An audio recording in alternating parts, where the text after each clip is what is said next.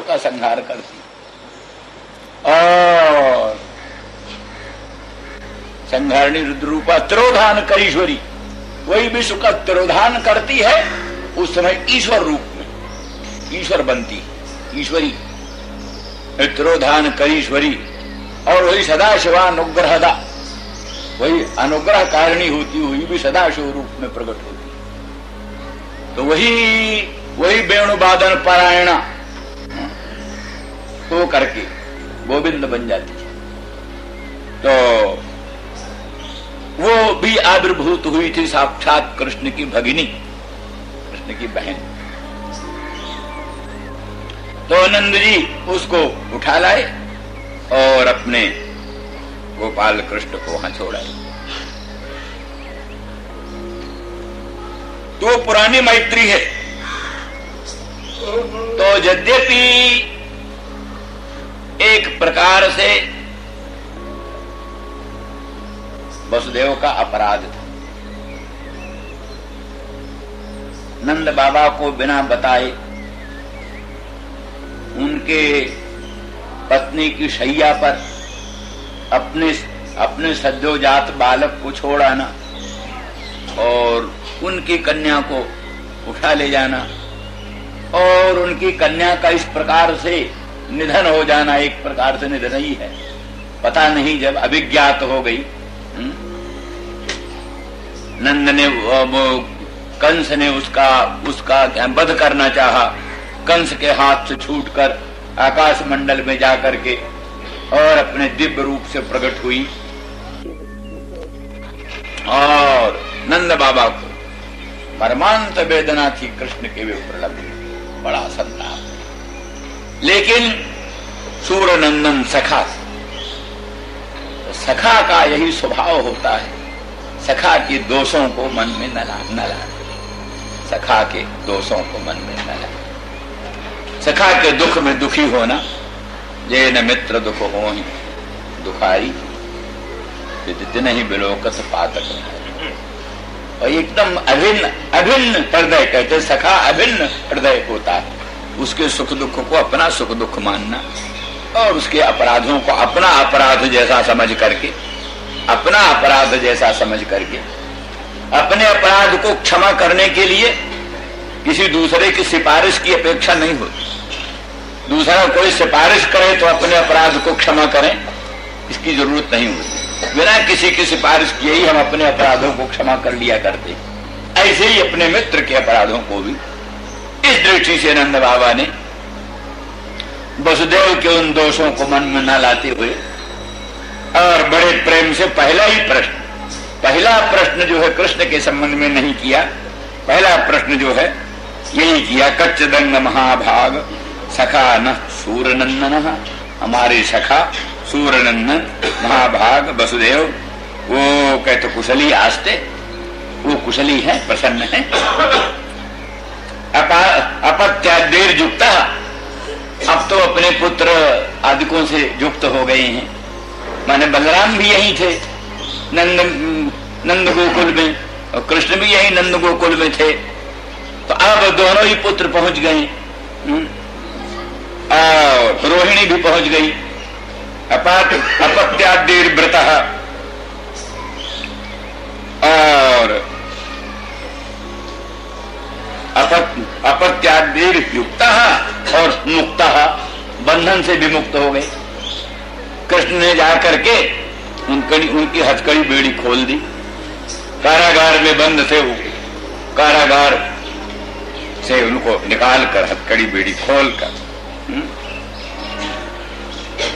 और इस प्रकार से मुक्त हो गए, अपत्यादि से युक्त हो गए और सुहृद व्रता, अपने विविध प्रकार के सुहृदों से, मित्रों से व्रत परिव्रत हो करके और हमारे सखा सूरनंदन अब तो कुशली हैं, प्रसन्न हैं।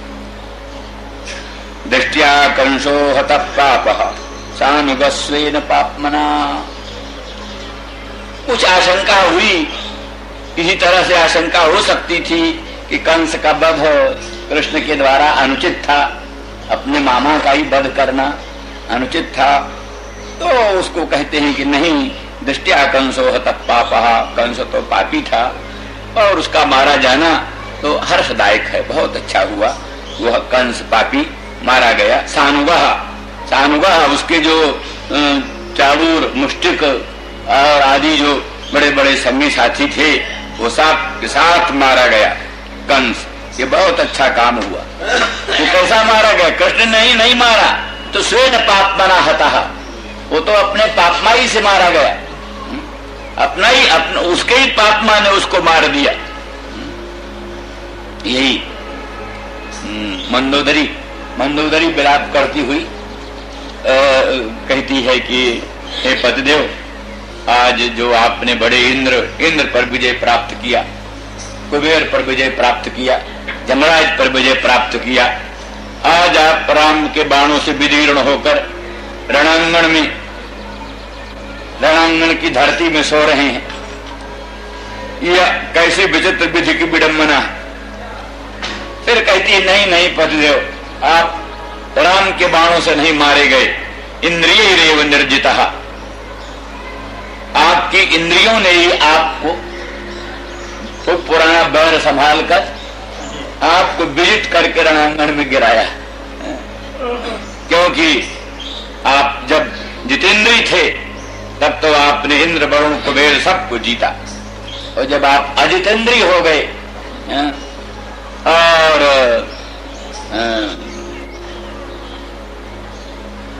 नाना प्रकार के अनाचार पापाचार में संसक्त हो गए, तो उन्हीं इंद्रियों ने तुमको रणांगण में राम के बाण के ब्याज से, राम का बाण तो ब्याज है, राम बाण के ब्याज से इंद्रियों ने ही तुमको रणांगण में गिराया।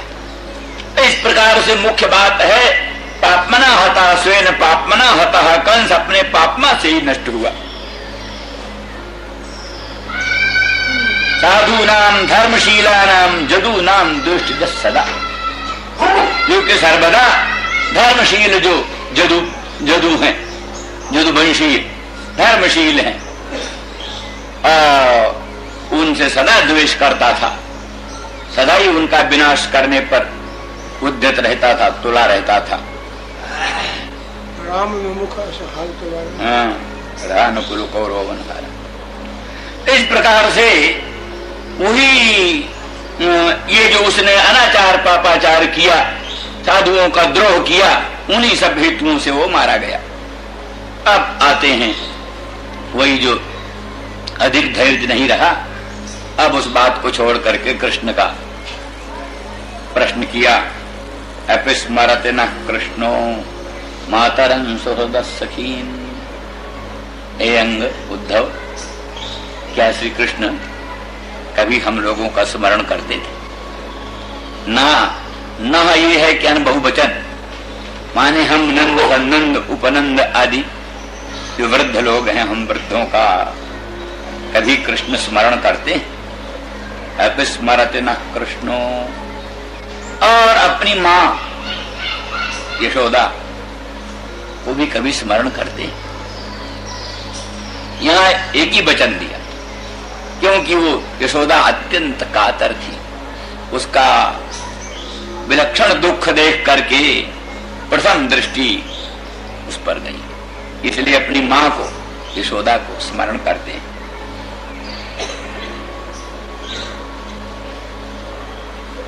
सुहृद, और अपने जो सुहृद श्रीदामा सुबल आदि जो उनके सुहृद हैं, मित्र हैं, अंतरंग मित्र हैं, जो मैंने प्रत्युपकारा नपेक्ष उपकार करने वाले सुहृद होते, जो मैंने प्रत्युपकार की अपेक्षा न करके जो हित करने वाला। कई लोग तो हित करते हैं लेकिन अपेक्षा रखते हैं, इनसे भी हमारा हित हो, तो मित्रोत्र कहलाते हैं। सुहृद वो कहलाते हैं जो प्रत्युपकार की अपेक्षा न करके उपकार करते हैं, हित करते हैं। ऐसे सुहृद जो कभी अपने सुख की कल्पना ही नहीं करते, निरंतर श्री कृष्ण के सुख में, श्री कृष्ण के हित में संलग्न रहने वाले मित्र सुहृद। और दूसरे सखा और सख्यश्च सख्यश्च सखायश्च सख्यश्च सखायश्च, ये सब करके एक शेष होने पर सखीन, वहां क्या नाम है, पुल्लिंग का ही शेष रहता है। इसलिए इसी में सखीन में ही सखी भी आ गई। सख्यश्च सखायश्च, एक शेष हो गया सखीन। माने अपनी सखी लोगों को और अपने सखा लोगों को क्या स्मरण करते हैं कभी से।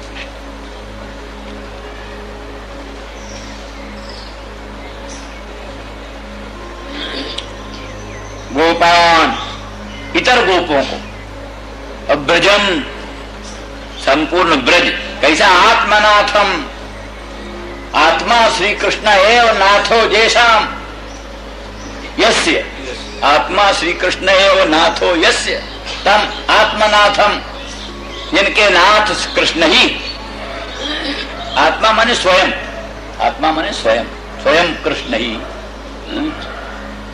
वो स्वयं है नाथ, जिस ब्रज के, उस ब्रज को क्या स्मरण करते हैं, भूल तो नहीं गए।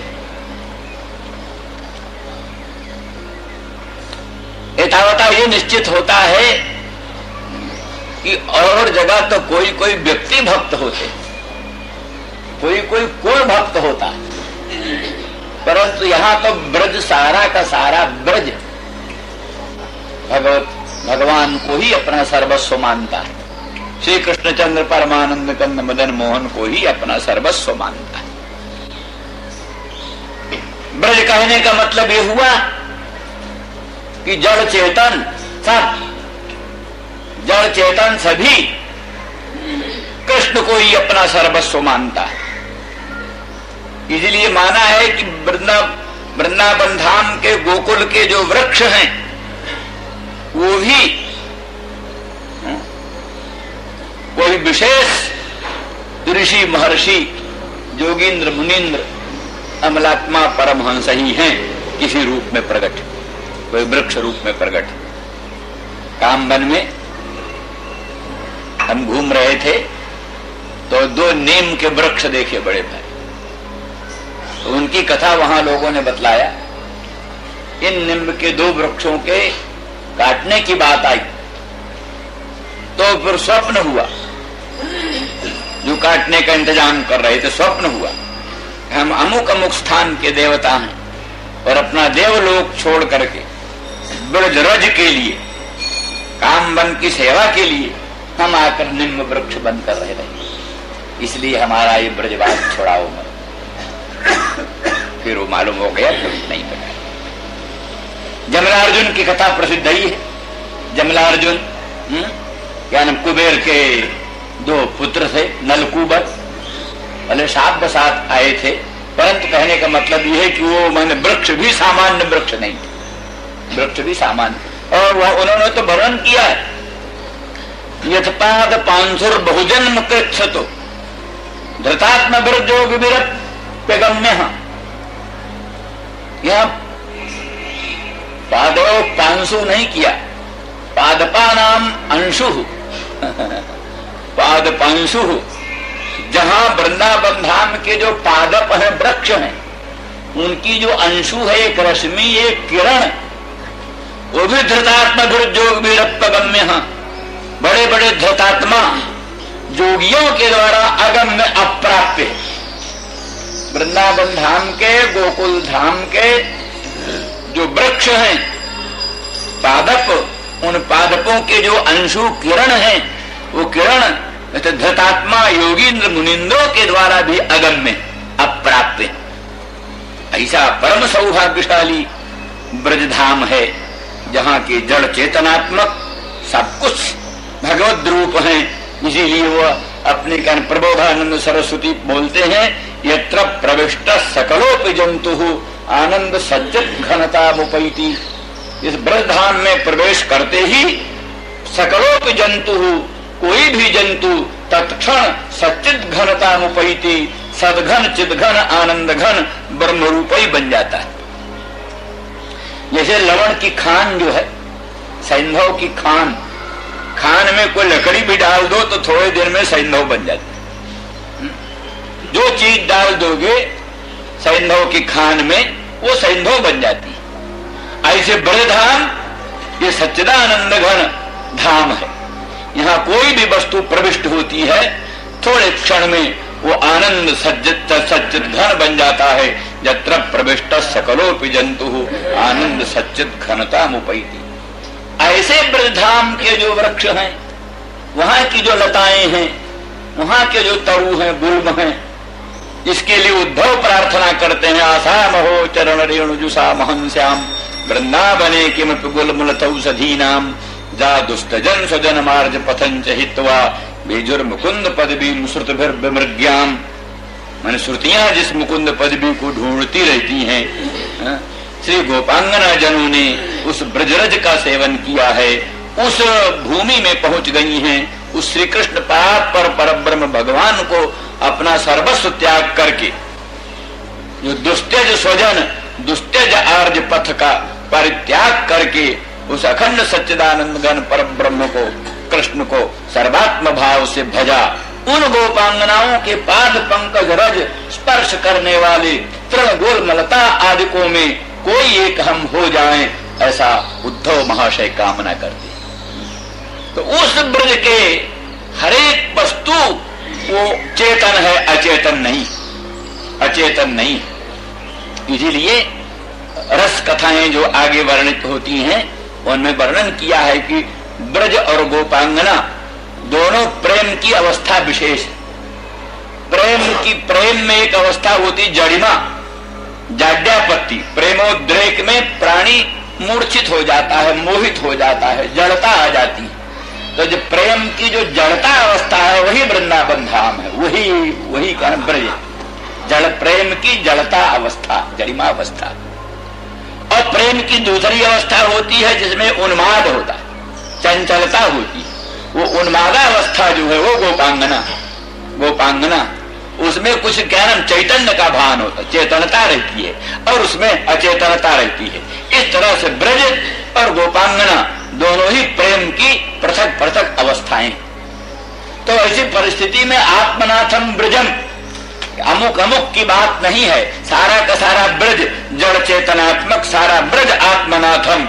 आत्मा श्री कृष्ण एवं नाथा यस्य तम आत्मनाथम, सबका एकमात्र नाथ स्वामी, प्रेमास्पद पद और परमानुराग का आस्पद, ध्येय ज्ञेय परमाराध्य सर्वस्व श्री कृष्ण। तो उस ब्रज को आत्मनाथम ब्रजम कहने का मतलब दुनिया का स्वभाव है और को कोई भूल जाए तो भूल जाए, पर जो अपने आप को ही सर्वस्व मानता है उसको तो नहीं भूलता। तो इसलिए श्री कृष्ण कम से कम आत्मनाथ ब्रज को तो नहीं भूलेंगे, आत्मनाथ ब्रज को तो नहीं भूलेंगे। इसलिए पूछते हैं कच्चित अंग हे महाभाग, वो कृष्ण हम सबको स्मरण करते हैं, अपनी माँ को स्मरण करते हैं, अपने सुहृदों को स्मरण करते हैं, सखियों सखाओं को स्मरण करते हैं, आत्मनाथ ब्रज को कभी स्मरण करते हैं। वो क्या कहना है, वो एक आतुरता, माने यही बात की अंतरंग दृष्टि से तो समझ लो कि कृष्ण कभी ब्रज को छोड़ के जाते ही नहीं। वृंदावनम परित्यज पाद में कन्न गच्छति, वही सिद्धांत है। लेकिन उसमें अंतर्मुखता और बहिर्मुखता दो अवस्थाएं होती हैं। जब उसमें अंतर्मुखता होती है तो कृष्णचंद्र परमानंद कंद को ब्रज में ही देखते हैं, और थोड़ी सी जहाँ अनवधानता होती है, अनवधानता में श्री कृष्ण का मथुरा गमन और कृष्ण का विप्रलंब भाषित होने लगता है, उसी समय विकल हो जाते हैं। विशेष करके जो उत्कंठा प्रधान प्रेम वाले, उत्कंठा प्रधान प्रेम वालों को ये विरह जन तीव्रताप अत्यंत खलता है।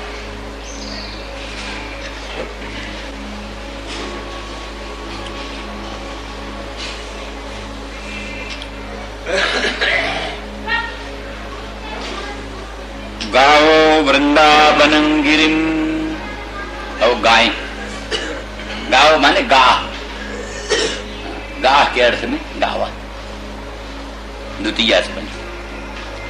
उन गौओं को स्मरण करते हैं जिनको चराते रहे, जिनके साथ रहते थे। गोपांगनाओं के संवाद में गोपांगना कहती हैं, सखी तुम कहते हैं श्याम सुंदर तुम इतना दान लेते हो, 10 दान लेते हो, तो कुछ दान पुण्य भी करते हो कि नहीं? कोई दान बहुत ले और कोई शुभ कर्म न करे, गंगा स्नान न करे, तो दान से उसकी शक्ति क्षीण हो जाती है। तुम हमसे 10 दान लेते हो तो इसके बदले में तुम कुछ करते हो? तो कृष्ण कहते हैं सखी हम गौओं का नाम जपते, गौरी धूमरी गंगे जमुने, गौओं का नाम जपते और गोरज गंगा में स्नान करते, गौओं के पीछे पीछे चलते हैं और गौओं बछड़ों के खोरों से जो धूली उड़ती है उसी धूली से हम स्नान कर लेते हैं। ये हम गोरज गंगा में स्नान करते हैं और गौओं का पवित्र नाम जपते हैं। इससे हमारा सब दान प्रतिग्रह जितना भर भी सब हजम हो जाता है। तो उन गौओं जिनका आप नाम जपते थे, जिनके गोरज गंगा में आप स्नान करते थे, एकदम भूल गए। कृष्ण उनको स्मरण करते हैं क्या?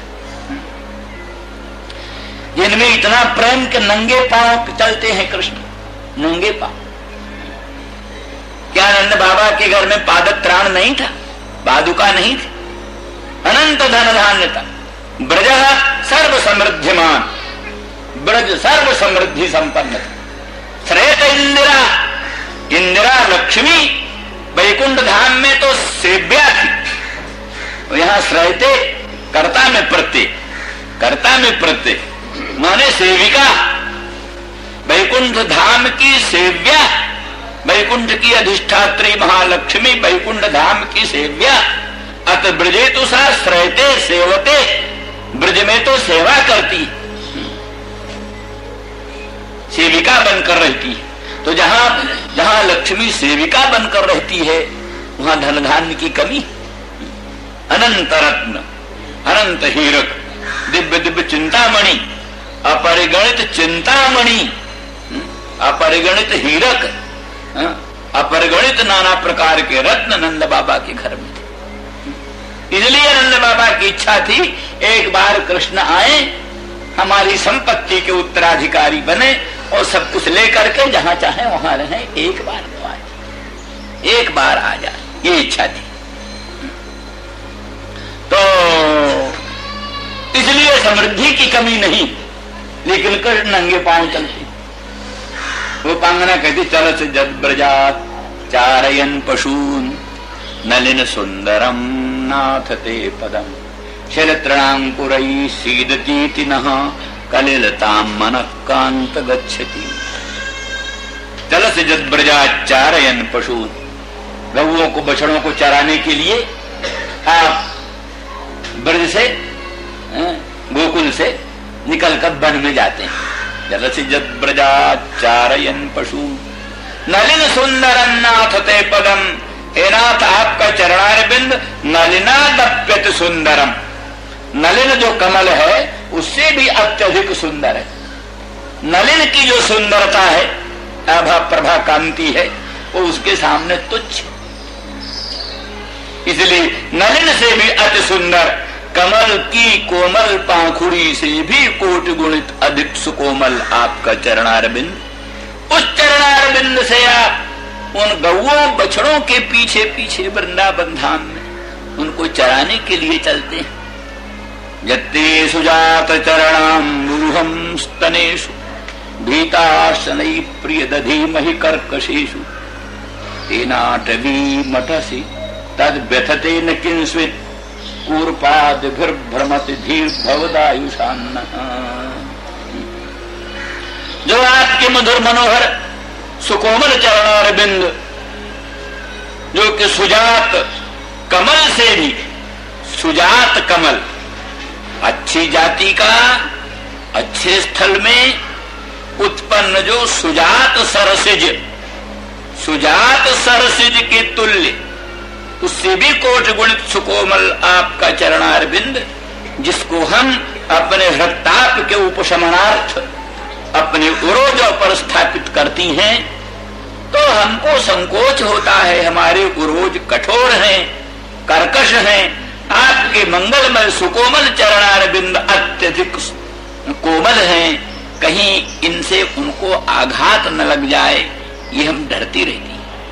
लेकिन उन्हीं चरणारविंदों से, उन्हीं सुकोमल चरणारविंदों से आप अटवीम अटसी, इस वृंदाटवी को, इस वन में आप घूम रहे हैं, उनमें अगर कोई तृण गड़ जाए,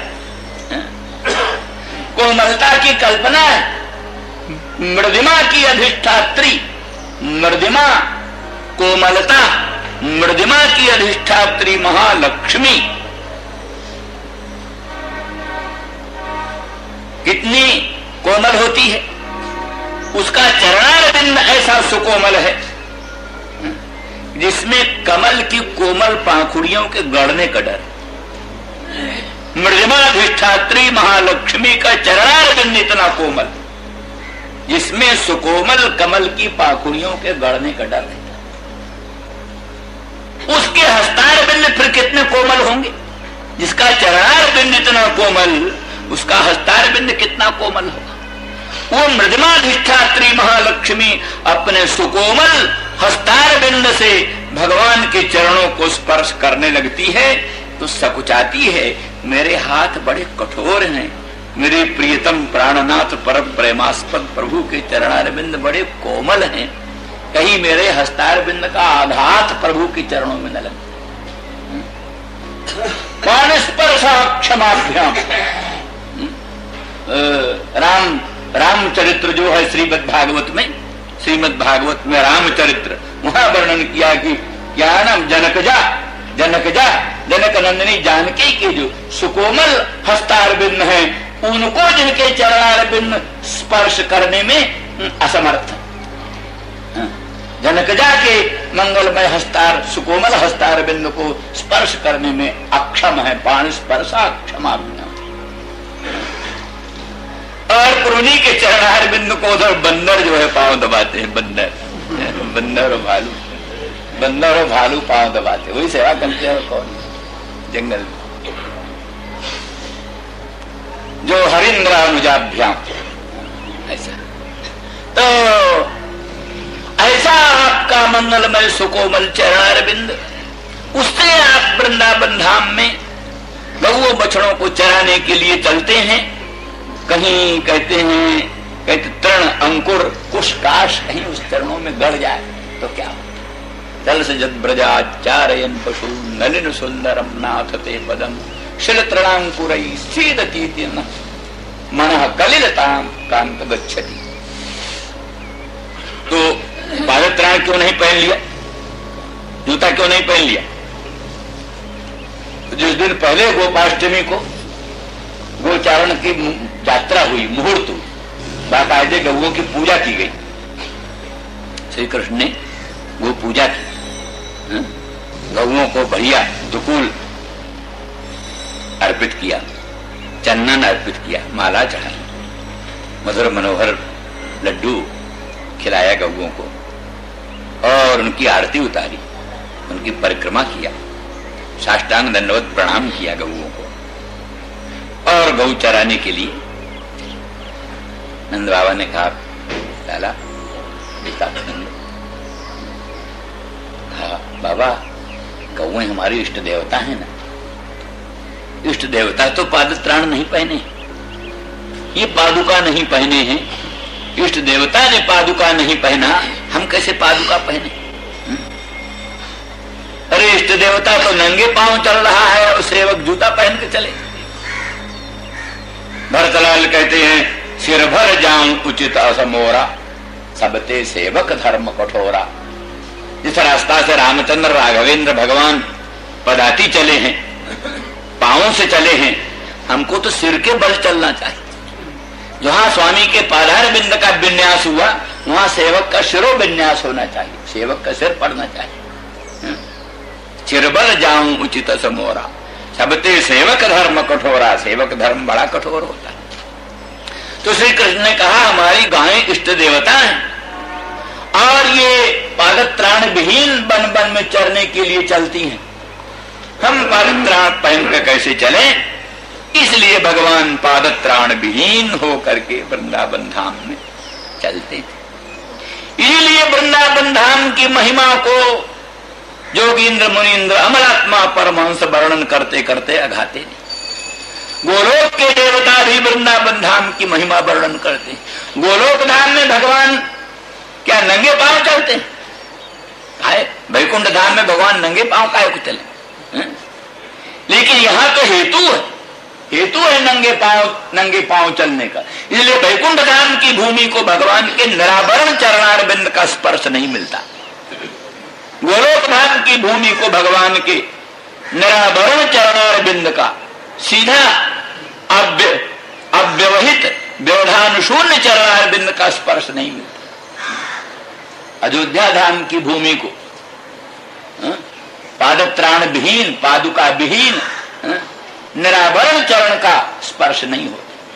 चित्रकूट की भूमि को हुआ, चित्रकूट की भूमि को हुआ, दंडकारण्य की भूमि को भगवान के पादारविंद का निरावरण चरणारविंद का स्पर्श हुआ। इसलिए विद्धन दंडक कंटकई, भगवान के चरणों में दंडक बन के कांटे चुभे।